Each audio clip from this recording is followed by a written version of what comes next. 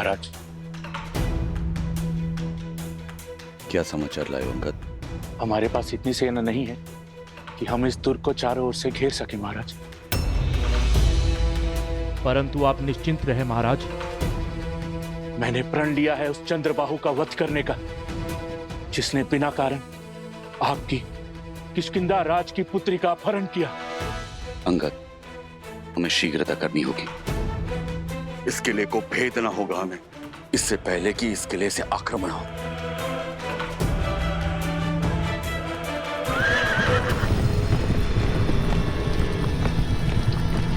लगता है राक्षस आक्रमण करने वाले हैं महाराज। सैनिकों, सज्ज हो जाओ।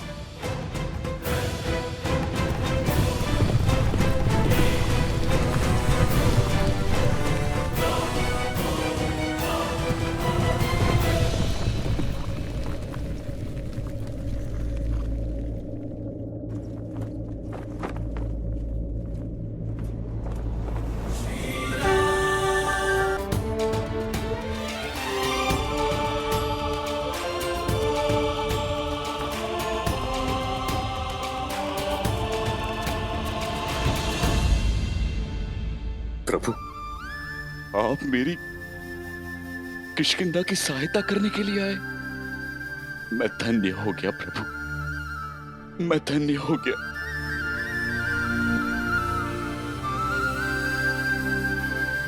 प्रभु नहीं, आपका मित्र आया है। जब ये नर विपदा में था तब वानर सहयोग में आए, तो अब ये नर पीछे कैसे हट सकता है मित्र।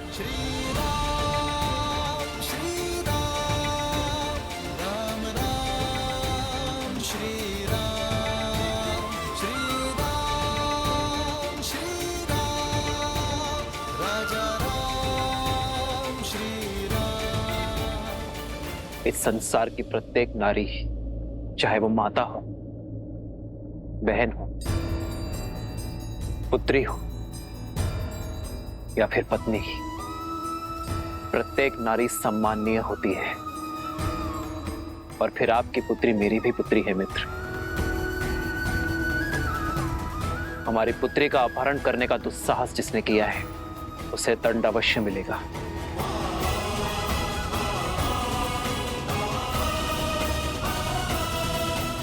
महाराज, हनुमान, किष्किंधा की पुत्री का अपहरण करने वाला बचेगा नहीं। प्रभु, आप मुझे आदेश दीजिए। अवसर देना हमारा धर्म है। तुम दूत बनकर जाओ और चंद्रबाहु को चेतावनी दो। कहो कि उसके पापों का दंड देने स्वयं अयोध्यापति आए और यह अंतिम अवसर है। यदि उसे प्राण प्रिय है तो मेरे मित्र वानराज सुग्रीव की पुत्री तृणावती को सम्मान सहित लौटा दे।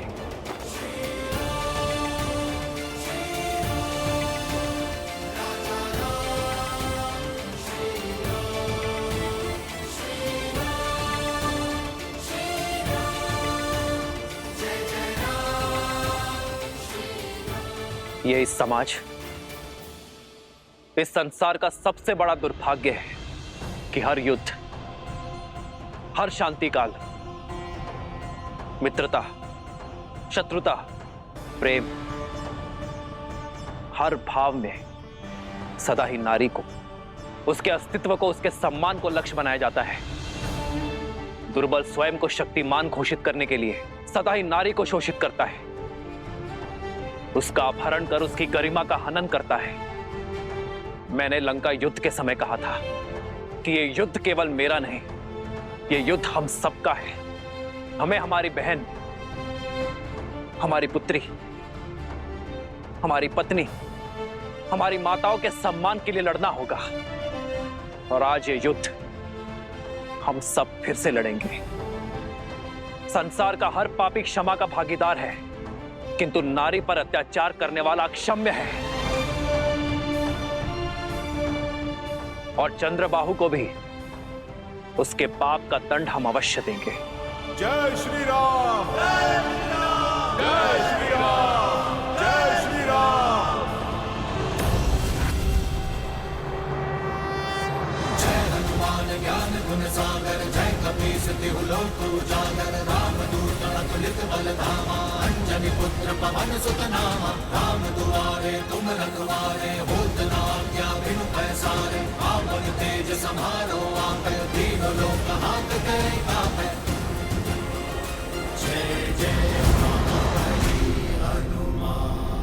कौन हो तुम? प्रभु श्री राम का दूत, उनका सेवक चंद्रबाहु से मिलने आया हूं। तुम मुझे उस तक ले चलोगे या मैं तुम्हें उठाकर ले चलूं?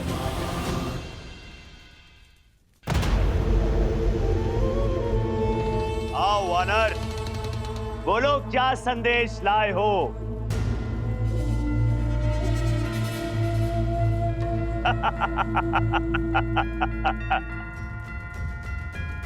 चयन का विकल्प लाया हूं। इसे तुम संदेश समझो या फिर चेतावनी। ये तुम्हारे हाथ में है चंद्रबाहु। मेरे प्रभु श्री राम का आदेश है, या तो वानर राज सुग्रीव की पुत्री को तुम सम्मान सहित लौटा दो या फिर अपनी मृत्यु के लिए सज्ज हो जाओ। सुना, मुझे स्त्री के सम्मान का पाठ पढ़ाने का आदेश वो दे रहा है जिसने लोगों की बातें सुनकर स्वयं अपनी पत्नी के सम्मान को तार तार किया, उसे त्याग दिया। चंद्रबाहु, जो सत्य मैं आज जानता हूं, कल वो पूरा संसार भी जानेगा कि ये सब तुम्हारे पिता सहस्त्रमुख रावण का किया धरा है।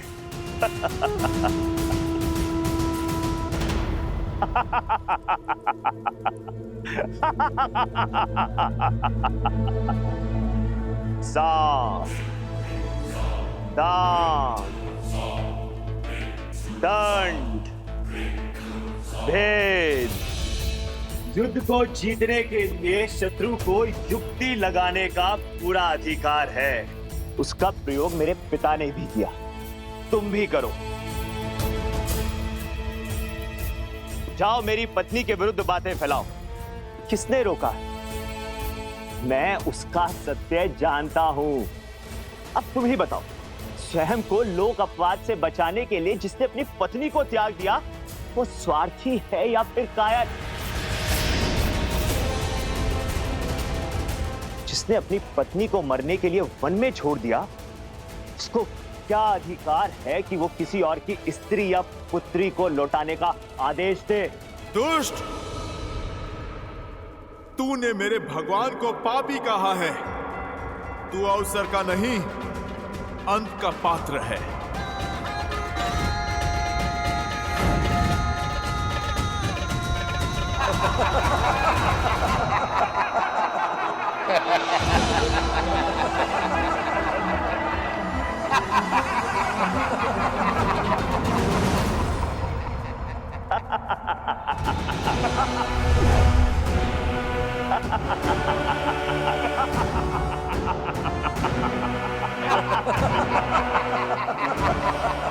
कर ली मन की।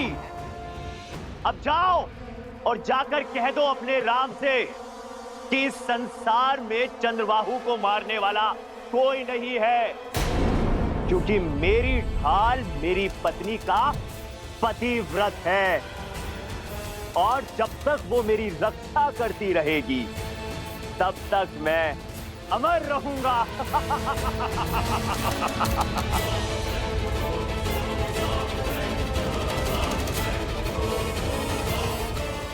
और पूछ जाके उस अयोध्या के राजा से, क्या उसकी पत्नी भी उसकी रक्षा करती है या केवल वन में छिपी रहती है?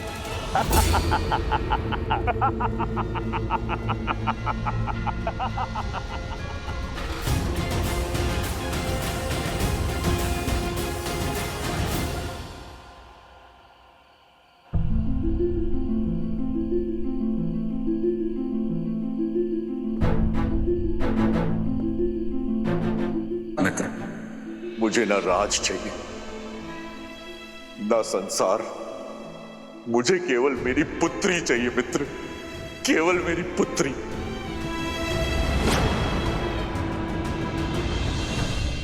सीते, सीते, सीते।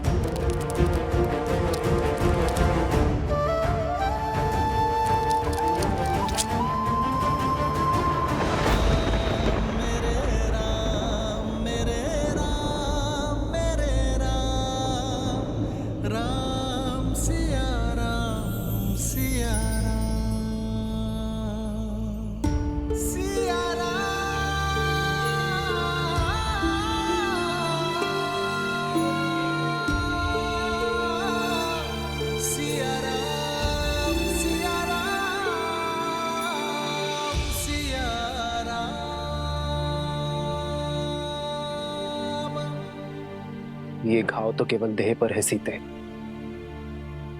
मन और हृदय का घाव तो केवल आप ही नहीं आ रहे, मैं भी जानती हूँ। आपके मन की अशांति का आभास है मुझे। राम सिया राम, जय जय राम। राम सिया राम, जय जय राम। राम सिया राम, जय जय राम। जिसने समाज के कल्याण का प्रण उठाया हो, उसका मन शांत कैसे हो सकता है सीते? यही संचित कर्म है। हर किसी को काटना पड़ता है।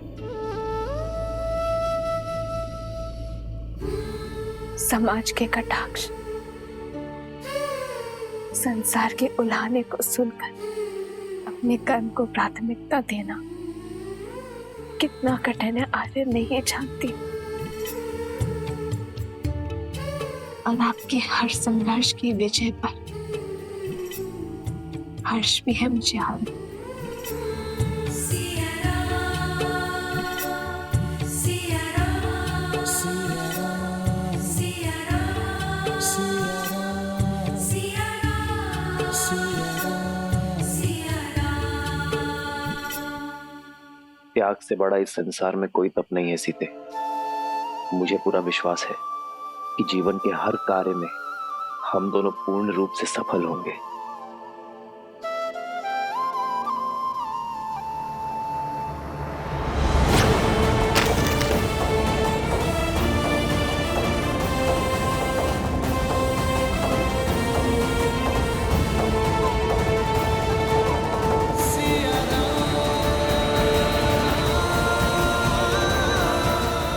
ऐसा क्या है यार जो आपको इतना विचलित कर रहा है? कल भोर होते ही मैं भगवान वाल्मीकि का परामर्श लूंगी। वही मेरी उलझन को सुलझा सकते हैं। राम सिया राम, सिया राम। प्रभु, चंद्रबाहु की पराजय उसकी पत्नी में छुपी है, क्योंकि उसका ढाल उसकी पत्नी का पतिव्रता धर्म है। प्रभु, मैंने बहुत प्रयत्न किया, मैं कोई सूचना नहीं जुटा पाया। कल भोर होते ही हम युद्ध का शंखनाद करेंगे। हनुमान, तुम उसकी पत्नी के बारे में जानने का प्रयास करते रहो।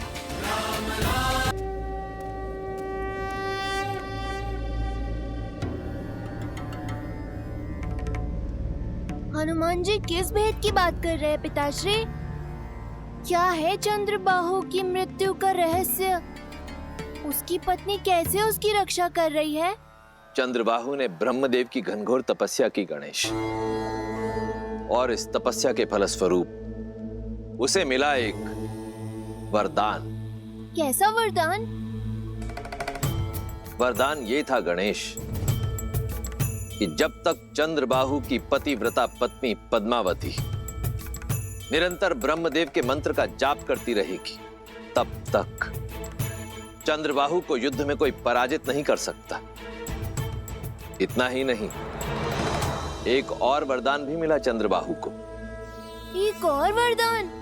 हाँ, चंद्रदेव ने अपने परम भक्त चंद्रबाहु को वरदान स्वरूप वर्धमान नामक भाला दी, जिसकी शक्ति यह है कि वो जिसे चाहे स्थिर कर सकता है। स्थिर करने की शक्ति? इसका काट क्या है पिताश्री? इसकी काट स्वयं मैं हूं गणेश। आप?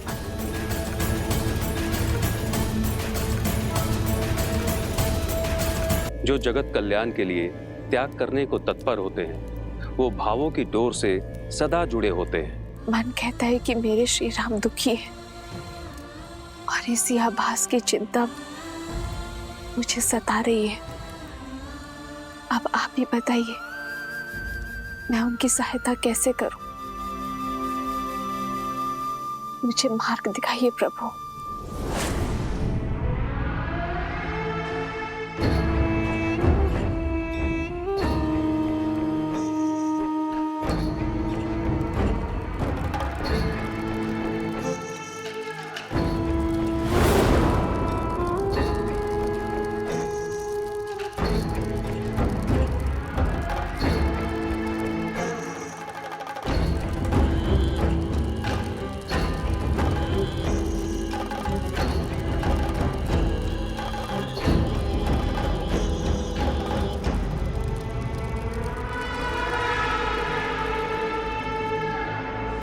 देवी, मैंने भगवान वाल्मीकि जी से इस समस्या की चर्चा की।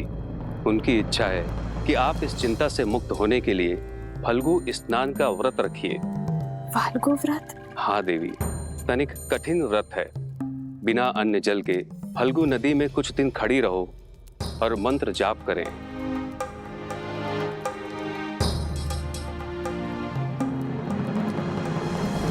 आओ सीता, इस बार कोई भी बल तुम्हें मेरे छल से नहीं बचा सकता।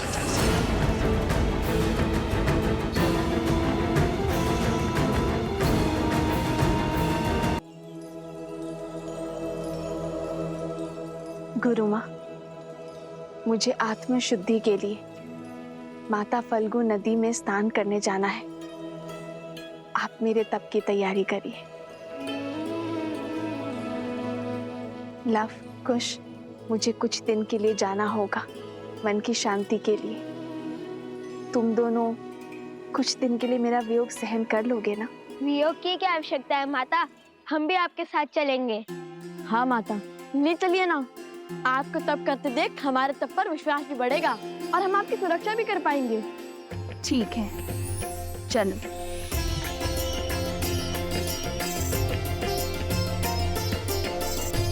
मित्र, हमें सेना की सुविधा के लिए हमें इस सरस्वती नदी के उपनदी पर ही शिविर लगाना चाहिए। फाल्गु नदी भी इसी नदी में आकर मिलती है।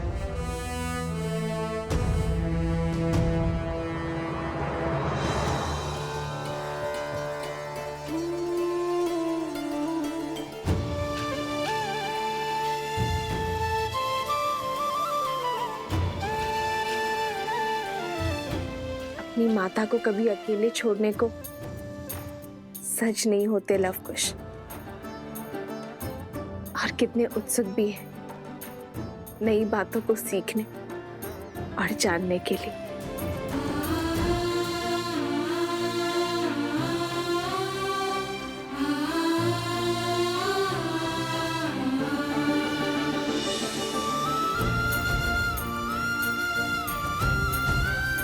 बालकों की भांति उत्सुकता मुझे आपके मुख पर भी दिख रही है वन देवी।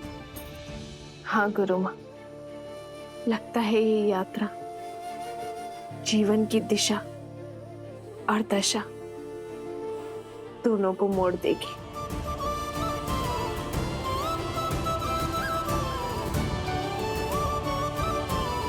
कुछ विशेष कारण अवश्य है इस फल्गु यात्रा का। प्रभु, चंद्रबाहु को वरदान प्राप्त है। जब वो युद्ध भूमि में होगा तब उसकी पत्नी रानी पद्मा ब्रह्म मंत्र का जाप करेगी। और प्रभु, जब तक रानी पद्मा का जाप चलता रहेगा तब तक चंद्रबाहु की श्वास चलती रहेगी।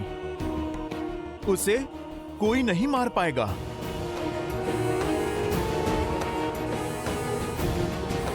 चंद्रबाहु का कवच रावण की नाभि सा ही अभेद्य लग रहा है। धर्म का एक वार पाप की हर ढाल को काट सकता है मित्र। आपकी पुत्री की रक्षा के लिए हमें पतिव्रता को रोकना होगा। आज युद्ध के समय किसी को महल जाकर रानी पद्मा का जाप तोड़ना होगा। ये कार्य मुझे सौंपिए प्रभु। मैं रानी पद्मा का जाप भी तोड़ूंगा और अपनी बहन को भी खोजूंगा।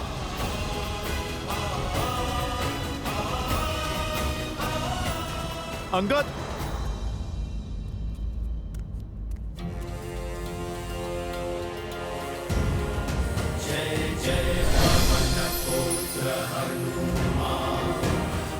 अंगद, ये लो, ये कूट तंत्र यंत्र है।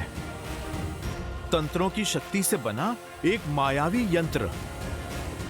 मुझे ये यंत्र महाराज विभीषण ने भेंट दिया था। ये यंत्र अपने बल से लोगों में मिथ्या लड़ाई झगड़े उत्पन्न करता है। तुम्हें महल के भीतर इस यंत्र की आवश्यकता पड़ सकती है। इससे तुम्हें उन राक्षसियों का वध नहीं करना पड़ेगा।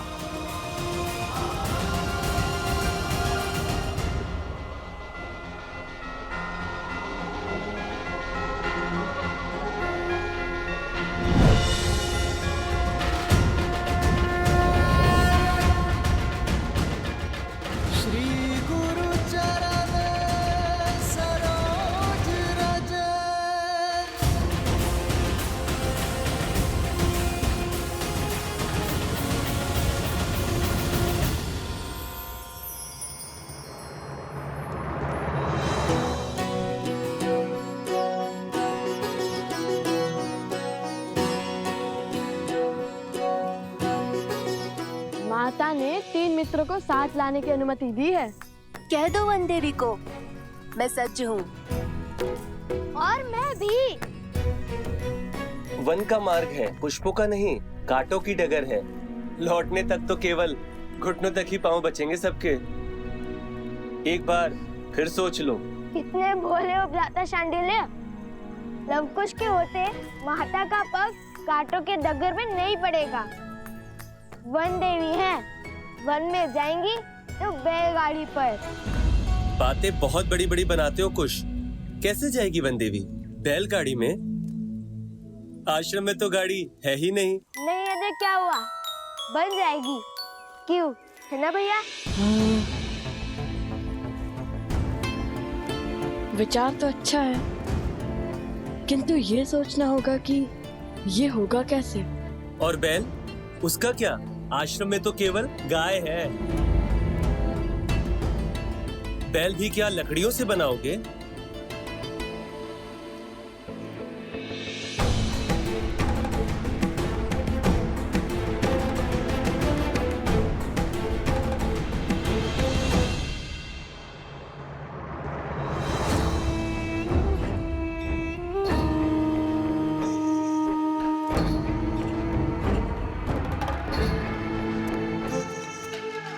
ये दोनों बालक अकेले बाहर क्या कर रहे हैं?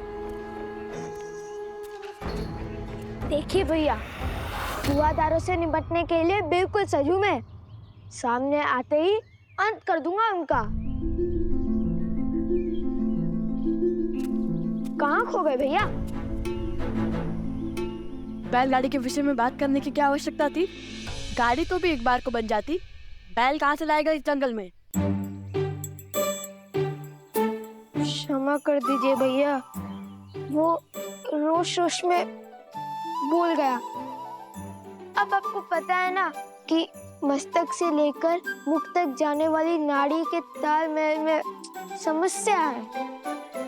इसलिए मैं पहले बोल देता हूँ और विचार बाद में करता हूँ। लेकिन चिंता मत कीजिए, मैं आंखों में आंसू लेकर माता को कह दूंगा कि मुझसे भूल हो गई। देखना, वो स्वयं ही मना कर देंगी।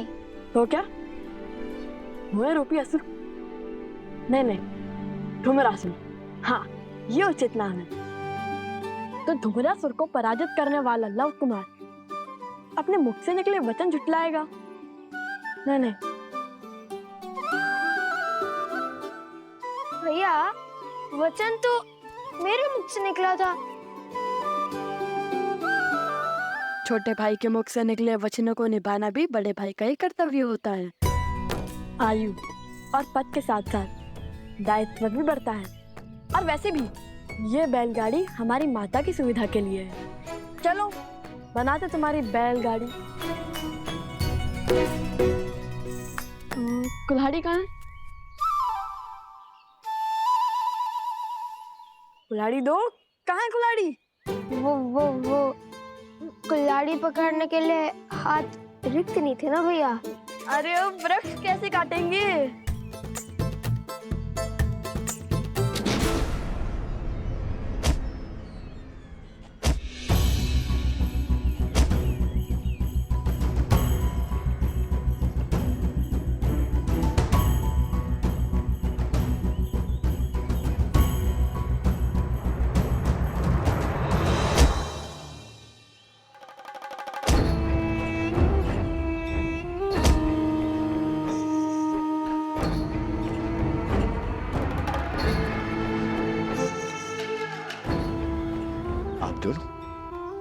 कौन है? इस घने वन में क्या कर रहे हैं?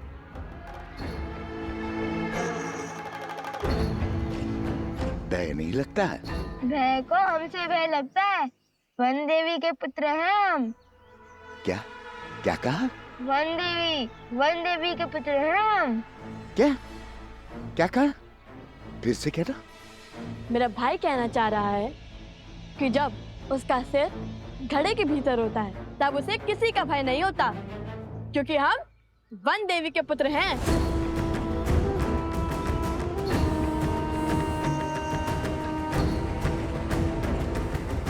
वन देवी अर्थात आप तो वन के राजकुमार हैं। मेरा प्रणाम स्वीकार कीजिए, मुझे सेवा का अवसर दीजिए। बताइए क्या चाहिए आपको? हमें कुछ लकड़ियां चाहिए। हम अपनी माता वन देवी के लिए एक बैलगाड़ी बनाना चाहते हैं ताकि वो सुखपूर्वक फाल्गु नदी तक पहुंच सके। और सिर्फ लकड़ियां ही नहीं, बैल भी चाहिए हमें। इसे कहते हैं विधि का विधान। मैंने एक गाड़ी बनाई, सोचा था आश्रम में दान कर दूंगा। यदि आप दोनों वन देवी के पुत्र हैं और इसे मेरी तरफ से वन देवी के लिए उपहार स्वरूप स्वीकार करें तो मैं धन्य हो जाऊंगा। अद्भुत, कितना अच्छा सहयोग है ये। क्या हम गाड़ी देख सकते हैं?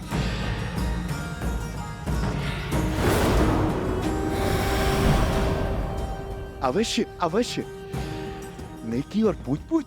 आइए आइए।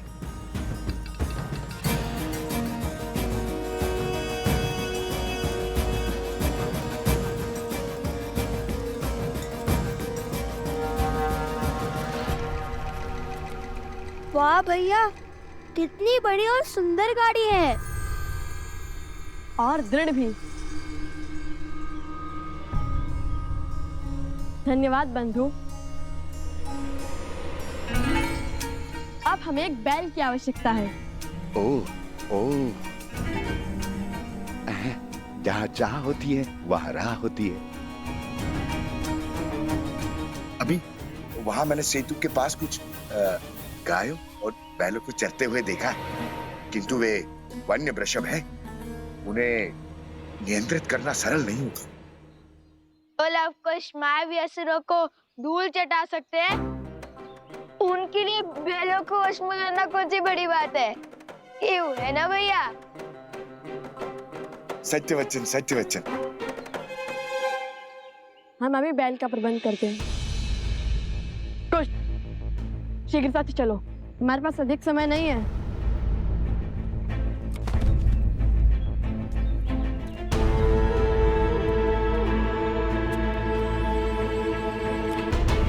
जय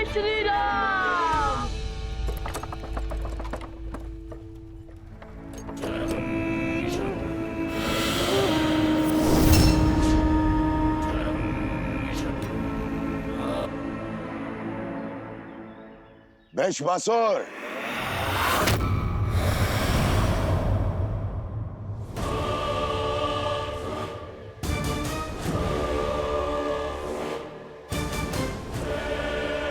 प्रणाम असुर सम्राट। जाओ भस्मासुर, उन दोनों बालकों को मार दो। और यदि तुमने ये कार्य संपन्न किया तो मथुरा का राज्य तुम्हारा। जाओ। आपकी आज्ञा का पालन अवश्य किया जाएगा महाराज।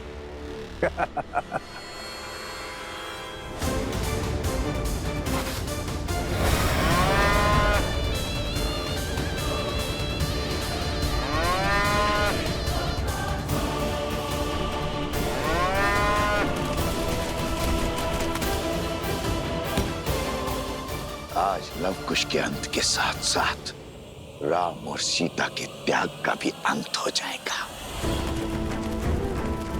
पुत्रों का मृत शव देखकर सीता आश्रम से बाहर आएगी और राम को स्मरण करेगी और उनका समर्पण मिट्टी में मिल जाएगा। राम राज्य की स्थापना एक कल्पना बनकर रह जाएगी। सिया राम की जय।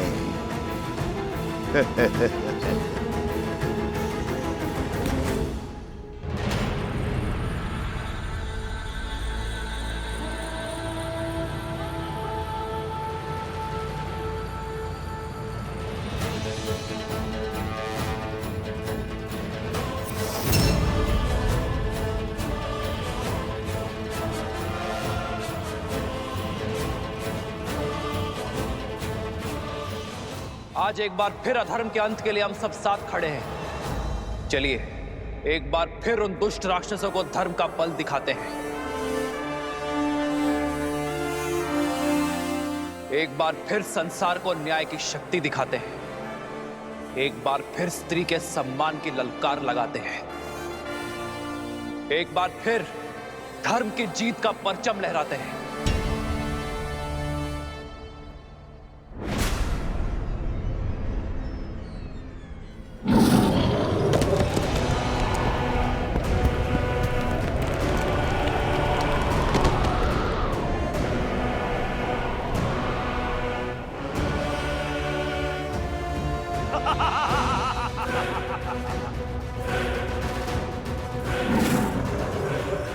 इसे मैं संभालता हूं।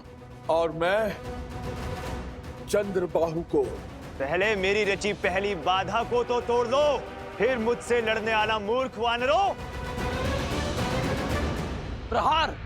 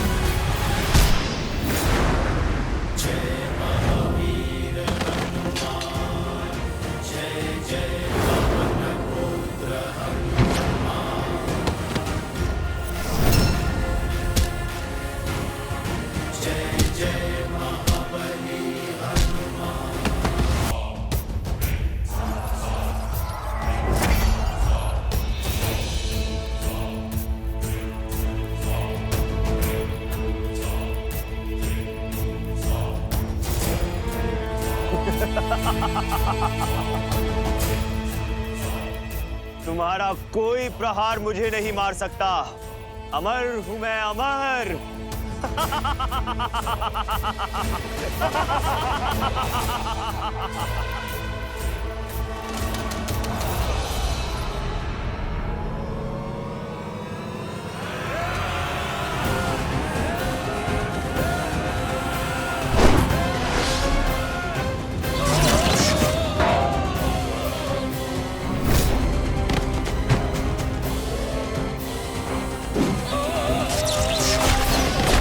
हनुमान, अंगद का कोई संदेश आया? नहीं प्रभु।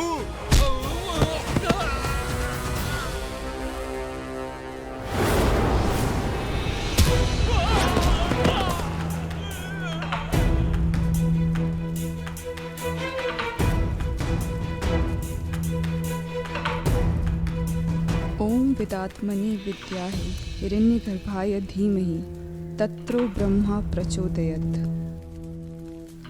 ओम विदात्मनि विद्याहि हिरण्यगर्भाय धीमहि तत्रो ब्रह्मा प्रचोदयत्।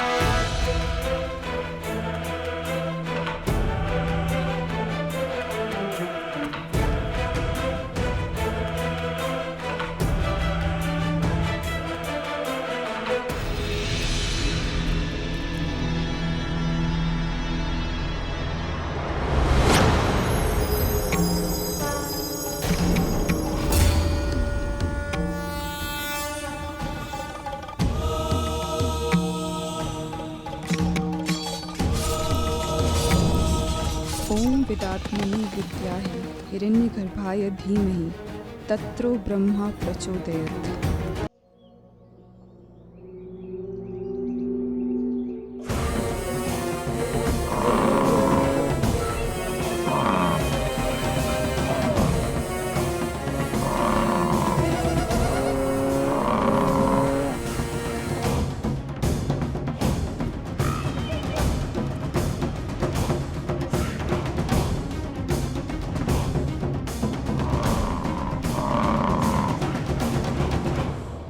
वचन से बंधे हैं, इसे तो पकड़ना ही होगा ना।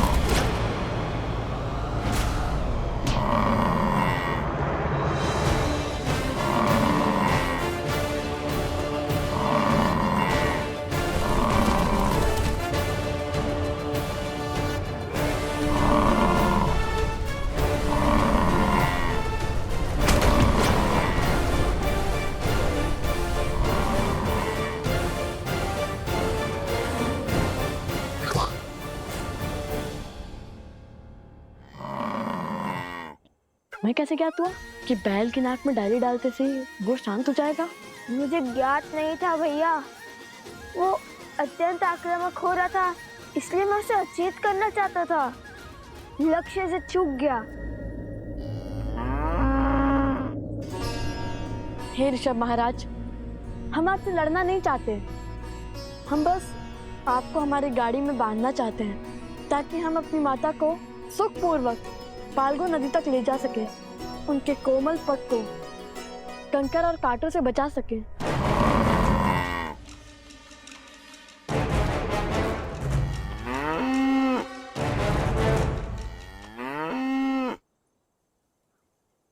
भैया लगता है मान गया।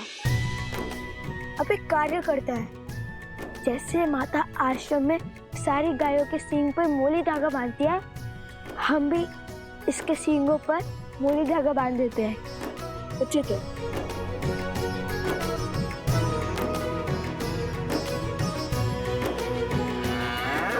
जाओ भैया, जा। सच्ची में जाओ? जा। सच्ची में? अरे जाओ।